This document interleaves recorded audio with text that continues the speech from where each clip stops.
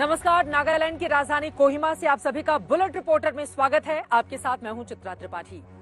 कोस कोस पर बदले पानी, चार कोस पर वाणी, ये कहावत हम और आप अक्सर सुनते हुए चले आए हैं। हिंदुस्तान के अलग अलग हिस्सों के बारे में ये कहावत कही जाती है, लेकिन जब आप नागालैंड आएंगे तो आप पाएंगे कि ये कहावत इस हिस्से में पूरी तरह से खरी उतरती है।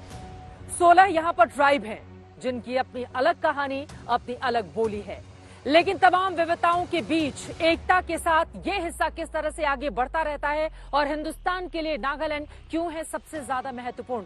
देश के तमाम छोटे राज्यों में से एक है नागालैंड। यहाँ पर 27 फरवरी को होनी है वोटिंग। बीजेपी गठबंधन की सरकार है। यहाँ पर बीजेपी का दावा है एक बार फिर से वो कमाल कर जाएगी, लेकिन वहीं दूसरी तरफ उनकी कमियों को गिनाते हुए विपक्षी पार्टियां। लेकिन हम अलग अलग हिस्सों में जाएंगे, करेंगे इस बात की पड़ताल सरकार ने बीते 5 सालों में क्या कामकाज किया है और नागालैंड के क्या है मन की बात।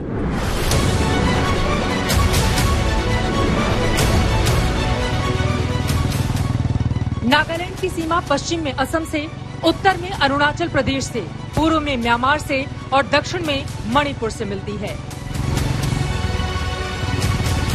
नागालैंड में 16 जनजातियां रहती हैं, जिनमें अंगामी, आओ, चाखेसांग, चांग, दिमासा, कचहरी, ख्यामिंगुम, कोनाक, कुकी, लोथा, फोम, पोचुरी, रेंगमा प्रमुख रूप से शामिल है।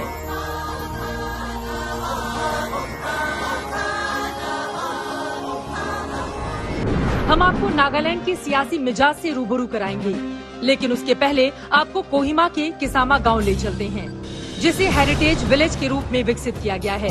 इसकी खूबसूरती देखने के लिए यहाँ देश विदेश से सैलानी आते हैं। इस वक्त किसामा गांव में मैं आ चुकी हूँ, जो कि नागा लोगों की संस्कृति और उनकी परंपरा को संरक्षण देने के लिए एक हेरिटेज विलेज के रूप में स्थापित किया गया है। दूर दूर से यहाँ पर पर्यटक आते हैं इस हिस्से को देखने के लिए, यहाँ की तस्वीरों को अपने कैमरे में कैद करने के लिए। दिसंबर के महीने में हॉर्नेबल त्योहार यहाँ पर मनाया जाता है और उसके बाद पूरे हिस्से को गांव वालों के लिए खोल दिया जाता है और वो तस्वीरें अपने आप में देखते ही बनती हैं।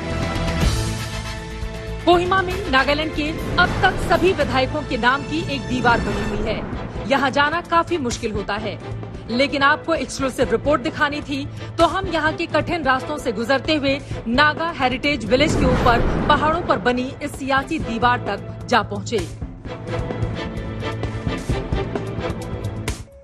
पहाड़ों से घिरे हुए एक ऐसे हिस्से में हम आ चुके हैं जहां पर आप देखेंगे नागालैंड टूरिज्म की ओर से member of Nagaland legislative assembly 1964 से लेकर टिल डेट अभी तक के जितने भी विधायक रहे हैं, उन तमाम विधायकों के नाम उनकी पार्टियों के साथ यहां पर अंकित किए गए हैं। सबसे पहले अगर हम देखेंगे तो 1964 से 1969 तक की ये जो पहली लिस्ट है, यहाँ पर कोई भी राष्ट्रीय पार्टी आपको नजर नहीं आती है। NNO DEM के बीच ही यहाँ पर मुकाबला देखने को मिलता है। बीजेपी को आप यहाँ पर देखेंगे, जिसने NDPP के साथ सरकार बनवाई। 13वीं नागालैंड असेंबली के लिए चुनाव हुए थे 2018 में और इसमें बीजेपी के तमाम विधायकों के नाम अंकित हैं। इनकी कुल तादाद है 12। NDPP के साथ मिलकर उसने सरकार बनाई और इस बार फिर से बीजेपी को पूरी उम्मीद है कि नागालैंड में जो कामकाज पिछले 5 साल में हुए हैं, एक बार फिर से यहाँ की जनता भारतीय जनता पार्टी गठबंधन को ही चुनेगी। लेकिन क्या ऐसा संभव हो पाएगा, ये देखना रहेगा महत्वपूर्ण। नागालैंड में हिंदी बोलने वालों की संख्या काफी कम है। हालांकि कई लोग हिंदी आसानी से समझ लेते हैं, लेकिन नागामीज भाषा ही नागालैंड में रहने वाले लोगों को एक धागे में बांधे हुए है। अंग्रेजी को नागालैंड में राज्य भाषा का दर्जा प्राप्त है, लेकिन नागामी यहाँ पर आम बोलचाल में प्रयोग की जाती है।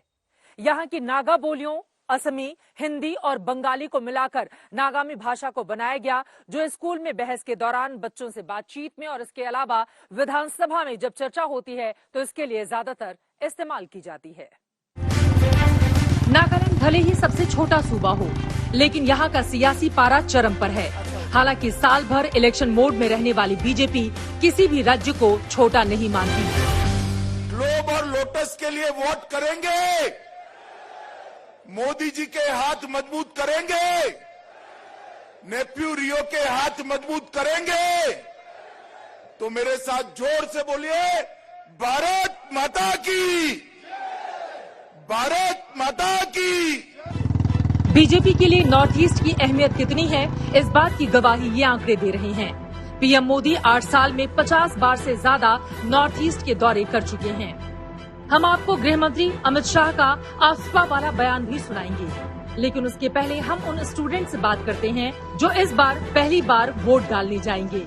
सुनिए, नागालैंड के ये छात्र क्या क्या चाहते हैं।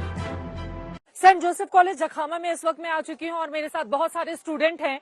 यकीनन इनकी राय काफी ज्यादा अहमियत रखती है, क्योंकि 18 साल के होने के साथ ही अब इनकी वोट देने की भी बारी है। चलिए शुरुआत करते हैं। सबसे पहले आप बताएं, डेवलपमेंट कितना हुआ है आपके इस स्टेट में? यहाँ पे अभी तक तो इतना डेवलपमेंट तो नहीं हुआ है। आप बताइए, सबसे बड़ी प्रॉब्लम क्या लगती है यहाँ की? यहाँ की their people mindset, it's still very backward, which is why we need to change that. लड़की और लड़कियों को भी बहुत डिफरेंशिएट कर कम लोग। अच्छा, ऐसा है यहाँ पे कि लड़की और लड़कों में भेद किया जाता है, लड़कों को ज्यादा प्रमोट करते हैं? ऐसे नहीं है, लेकिन सोच तो ऐसे है ना, इसलिए। अच्छा, लोगों की मानसिकता है, इसको बदले जाने की जरूरत है। इलेक्शन आ रहा है, आप लोगों की पहली पसंद कौन सी है? कौन सा नेता लीडर ज्यादा इम्प्रेस करता है? रियो। नागालैंड को अच्छा और अच्छा बनाने के लिए जो लोग हैं यहाँ पे, उनको अपने माइंडसेट बदलना चाहिए। मैंने ज्यादा कुछ तो नहीं समझ, मतलब I am not trying to be in favour of anyone, but who is doing the development, I will just go from that side. 5 सालों में डेवलपमेंट हुआ है? नो, अभी भी नहीं हुआ है। Like it's quite, the development is quite less. लग जा गले ये भी हंसी रात हो न हो। सबसे खास बात है कि गृह मंत्री अमित शाह ने म्यांमार बॉर्डर जैसे संवेदनशील इलाके में रात्रि विश्राम भी किया। उग्रवाद से सबसे ज्यादा प्रभावित रहे म्यांमार बॉर्डर पर रात बिताकर शाह ने लोगों को भावनात्मक रूप से जोड़ा भी और संदेश भी देने की कोशिश की कि हिंसा का दौर बीते दिनों की बात है। इससे पहले अमित शाह ने नागालैंड के ट्वेंसांग में रैली की, जहां उन्होंने बड़ा ऐलान किया कि अगले 3 से 4 साल में पूरे नागालैंड को आफ्सपा से मुक्त कर देंगे। माना जा रहा है कि शाह का आफ्सपा वाला दांव विधानसभा में गेम चेंजर साबित हो सकता है। आज नागालैंड का बहुत बड़ा हिस्सा अब सपा से मुक्त हुआ है। मुझे भरोसा है कि आने वाले 3-4 साल में ही पूरे नागालैंड को हम अब सपा से मुक्त कर देंगे। अब समझ लीजिए कि आखिर ये आफ्सपा है क्या। Armed force special power act अशांत इलाकों में लागू किया जाता है। पूर्वोत्तर में सुरक्षा बलों की मदद के लिए 11 सितंबर 1958 को इस कानून को पास किया गया था। अशांत इलाकों में सुरक्षा बलों के पास बिना वारंट के किसी भी उपद्रवी को गिरफ्तार करने या उसके घर या परिसर की तलाशी का अधिकार होता है। आफ्सपा उग्रवादियों को चेतावनी के बाद बल प्रयोग और गोली चलाने की इजाजत भी देता है। 1989 में जब जम्मू कश्मीर में आतंकवाद बढ़ा था, तो यहाँ भी 1990 में आफ्सपा लागू कर दिया गया था। जो इलाके अशांत से शांत क्षेत्र की कैटेगरी में आ जाते हैं, वहाँ से इसे हटा दिया जाता है।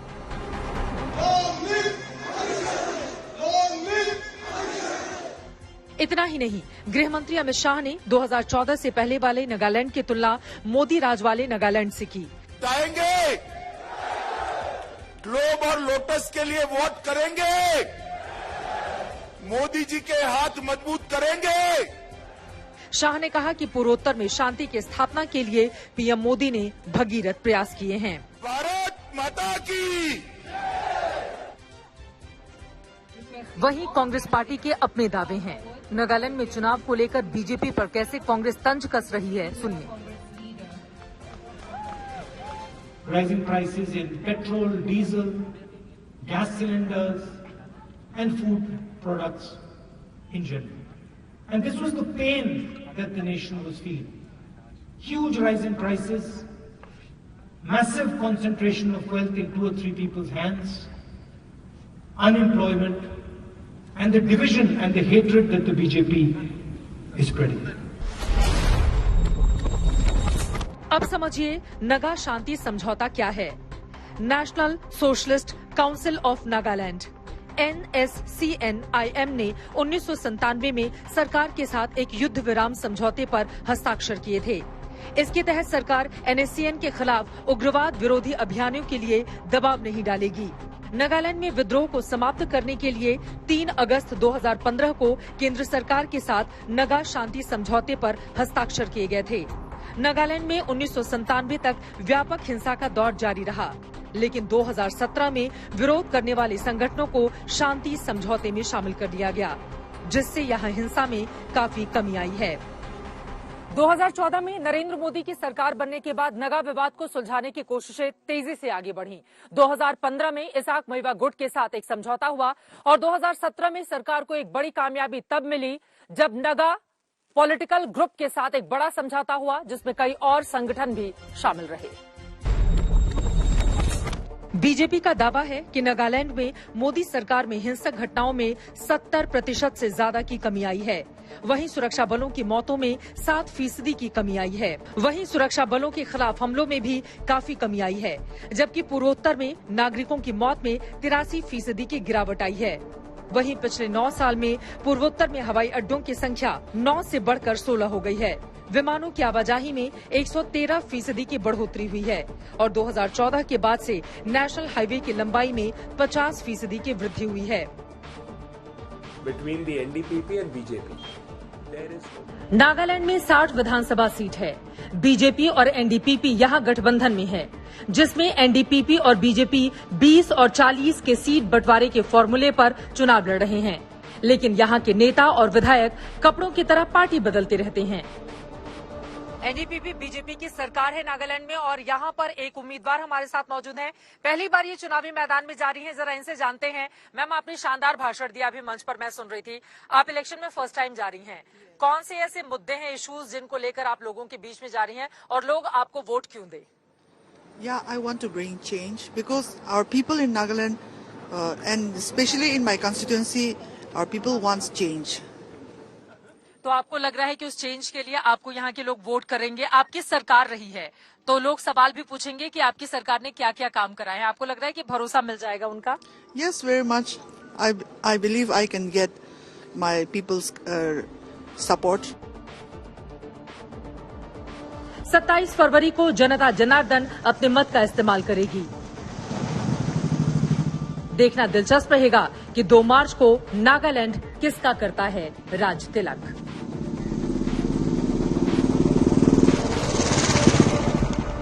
नागालैंड का इतिहास जितनी जटिलताओं के साथ रहा, उसका वर्तमान उतनी ही उम्मीदों से भरा हुआ है।